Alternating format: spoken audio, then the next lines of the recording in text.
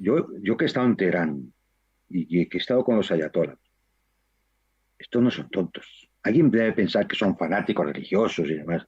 Entonces, vamos a ver, es decir, que si el que piense eso se está equivocando, pero vamos, ¿eh? Es gente muy racional, es gente muy inteligente. Hacen las cosas con una mentalidad estratégica. Gaza es indefendible. La única misión que tienen ahí las organizaciones palestinas es resistir todo lo que puedan para desgastar a Israel. Israel ahora mismo tiene su ejército repartido por toda la frontera, porque toda la frontera es peligrosa para ellos. Con lo cual no puede aplicar toda la fuerza que querría en un punto. Porque si lanzara todo el ejército hacia el sur, a Gaza, para intentar acabarlo cuanto antes la campaña, igual que Hezbollah se le mete hasta la cocina. Luego tiene que mantener todas las fronteras cubiertas. Entonces, la visión de la comunidad palestina sí es resistir.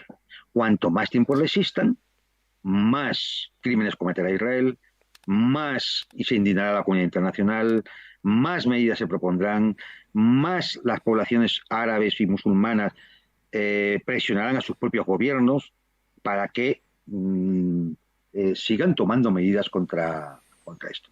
Y para eso hay que tener una gestión del escalamiento muy frío, con mucha calma, mucha templanza, por muchas barbaridades que veas. Hay que tener mucha templanza, porque son muchas las posibilidades que se pueden tomar.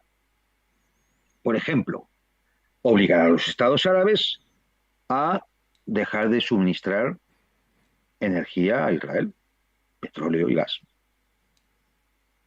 ¿Eh? Turquía es el primer suministrador de energía a Israel. Lo puede cortar. ¿Mm? Otros países árabes también suministran petróleo a Israel. Lo pueden cortar. O otras materias primas. Puede extenderse un cierto bloqueo, aunque no sea tipo sanciones occidentales, que son, ya vemos también el resultado que dan, puede haber otro algún tipo de bloqueo político, de condenas sucesivas, de retirada de embajadores, ruptura de relaciones. Todo eso va a ir presionando.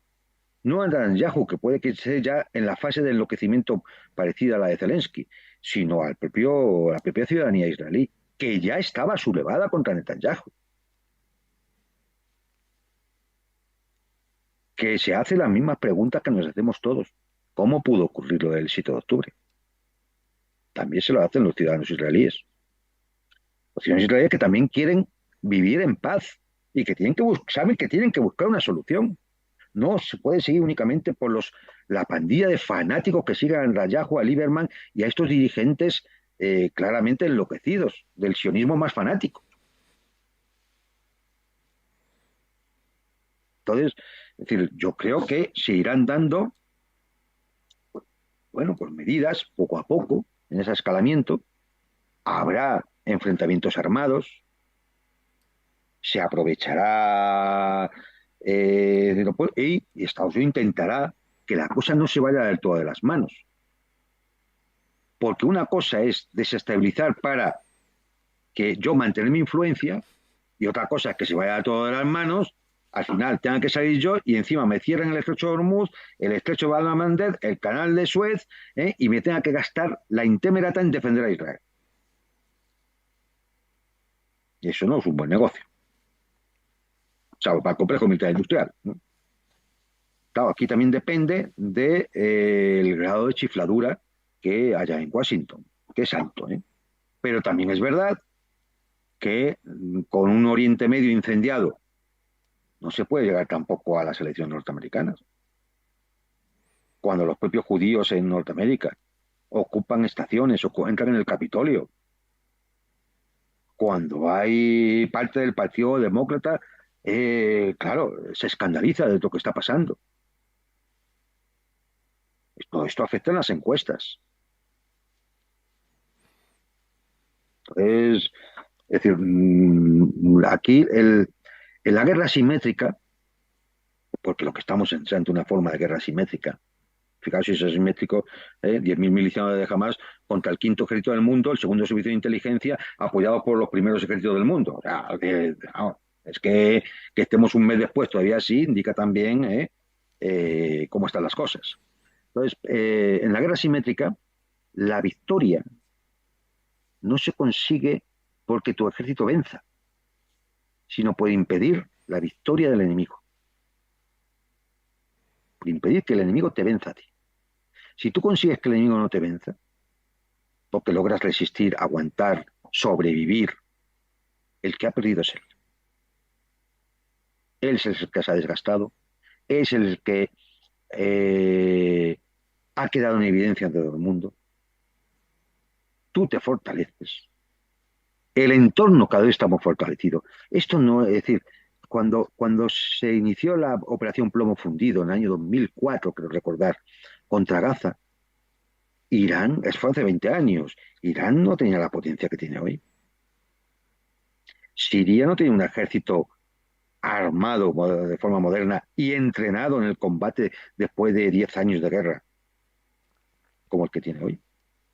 Hezbollah no se había reforzado y armado y ya le ganó una guerra a los israelíes como el que tiene hoy. Incluso Yemen, que puso firme a los saudíes y a los Emiratos Árabes Unidos, tampoco es el mismo de hace 20 años. Pakistán tiene armas nucleares. Puede que a lo mejor Irán también las tenga. Lo que sí ha quedado evidente es que Israel las tiene. ¿Mm? Por la chulada de otro fantoche, diciendo que lanzar una bomba atómica sobre Gaza era una opción. Solo puede lanzar una bomba atómica quien las tiene. Todos sabíamos que había un programa nuclear israelí, todos sabíamos que es, vamos, es decir, en los think tanks más prestigiosos ya sabían y te cuantificaban más o menos entre 50 y 90 las cabezas nucleares que tiene Israel. Ya tenemos una declaración de un tipo que se le ha ido la lengua. Sabemos que tiene armas nucleares. Si Israel tiene armas nucleares, ¿con qué moral se le dice a Turquía o a Irán o a Arabia Saudita que no puede tener armas nucleares? De nuevo el doble rasero. Yo sí, porque yo soy superior, tú no. O tú eres un bárbaro, un salvaje, un estado gamberro, un autócrata, ¿m? Lo de siempre, el supremacismo moral. Entonces, bueno, pues yo creo que si, salvo que haya una agresión directa, que no la veo ahora mismo, no veo que se den condiciones de que, yo qué sé, que Israel va a atacar a Irán directamente o la flota norteamericana, no lo veo. Entonces, salvo que haya una agresión directa, yo creo que van a ir escalando el conflicto poco a poco para ir desgastándolos. Y para ir también asumiendo una nueva realidad en la zona, en la cual, pues bueno, quitando, o sea, esto puede acabar incluso con Turquía fuera de la OTAN, ¿eh? Lo cual sería una catástrofe a la OTAN. Pero hasta ahí se puede llegar. Depende de lo que vaya a sacar Erdogan. Eso sí es cierto. Si Erdogan ve que en un momento determinado interesa, sacará a Turquía de la OTAN. Pero vamos, se va a ir interrelacionando todo, pues bueno, pues Qatar con Arabia Saudita con Irán, Irán con su eje de la resistencia, se sumará Eritrea y Yemen, y Egipto viendo cómo está, Argelia ya está en el tema también.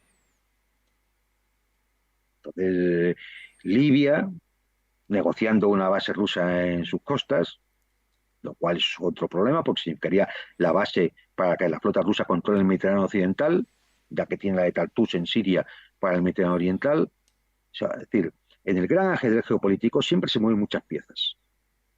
Lo difícil, previamente, en el análisis geopolítico es intentar ver, interrelacionarlas todas para intentar ver cuál es la jugada. ¿Mm? Y es difícil, porque muchas veces no tienes todos los datos y a veces te equivocas. ¿Mm? Pero yo creo que aquí, es decir, en el conflicto en Gaza se está jugando mucho más que el simple hecho de, como nos venden algunos de los expertos que aparecen en los medios generalistas, una organización terrorista que ha atacado, ha cometido un atentado en Israel y ahora lo va a pagar. Es decir, quien tenga esa interpretación de la situación, mira, mira, es decir, está a un nivelito muy bajo, muy patético. O peor, o peor. Yo he escuchado todavía cosas peores, Juan Antonio. Yo he escuchado que comparando a los nazis con Hamas y que si civiles alemanes sufrieron para derrotar a la Alemania, a la Alemania nazi, civiles gazatíes tienen que morir para derrotar a Hamas, a la organización terrorista Hamas, según ellos, ¿no? O Eso sí, hasta... la consecuencia directa, por ejemplo, sería que cuando ETA atentó contra la casa cuartel en Zaragoza, pues entonces lo que tendríamos que haber hecho es haber bombardeado San Sebastián y haber matado a 3.000 niños o 4.000 niños vascos. Pero es que, de verdad, se ponen a pensar lo que están diciendo. O sea, de verdad están pensando lo que están diciendo. O está el fanatismo propio de yihadistas occidentales, del yihadismo occidental, propio como para soltar este tipo de cosas. Es que es una mentalidad criminal. O sea, no es justificable el bombardeo de Dresde ni el de Hiroshima y Nagasaki. Por supuesto que no es justificable. Vale, después vinieron a sacar más convenciones de Ginebra y el derecho internacional humanitario, etcétera, etcétera, etcétera. Y ahora nos encontramos con esta. Y piensan justificarlo así.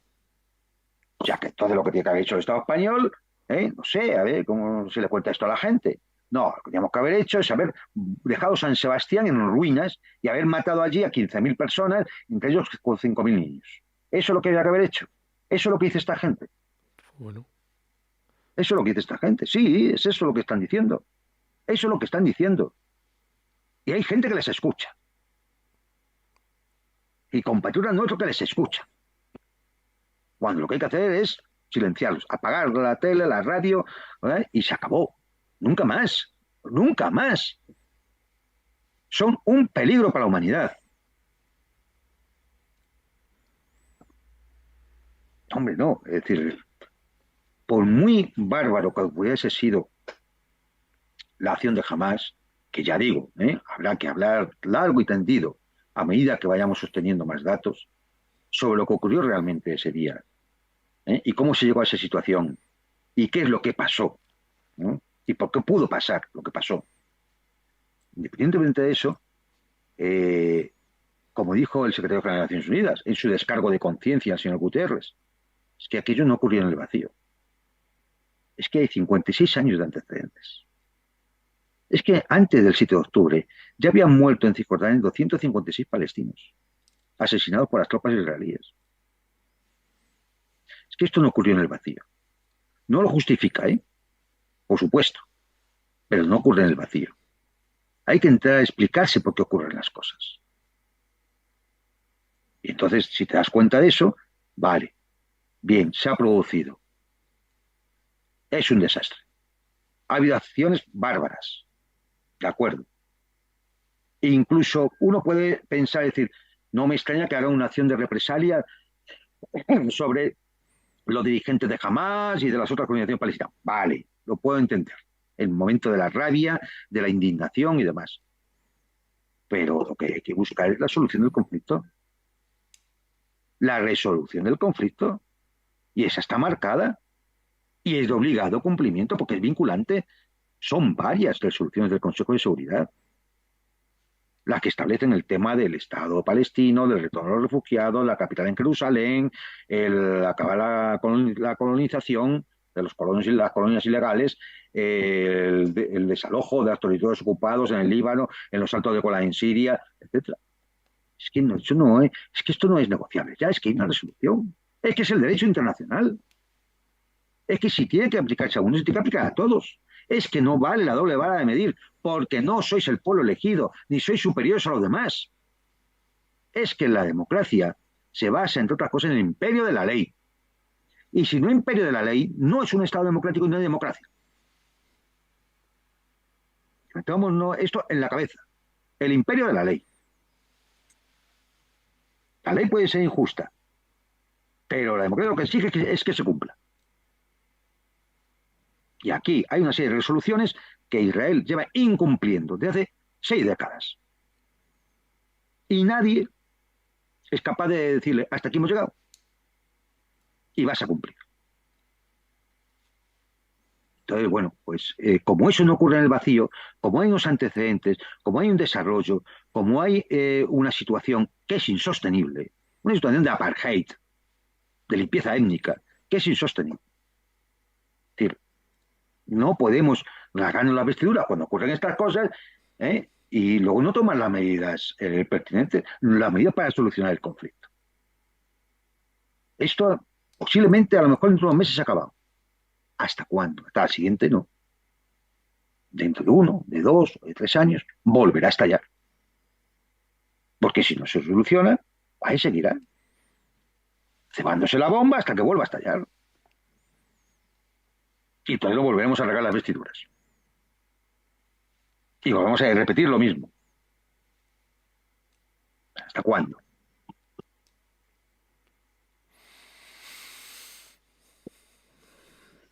Bueno, hasta que alguien le ponga freno de momento a Israel. Parece que todavía no ha aparecido nadie, pero sí que es verdad que hay un grupo que a mí me ha llamado poderosamente la atención, ¿no? Los hutíes de Yemen, que esa gente, bueno, sin perjuicio de que yo entienda a Hezbollah, a Irán y demás, que esta, por así decirlo, entre comillas, no es su guerra, no es su momento, mejor dicho, ¿no?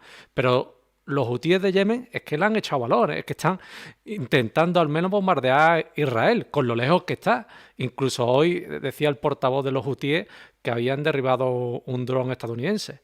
Sí, sí, sí, Los, un grito. claro, los hutíes le están echando valor, ¿eh? Y fíjate. A ver, pero a ver, analicemos. Como nos podemos imaginar,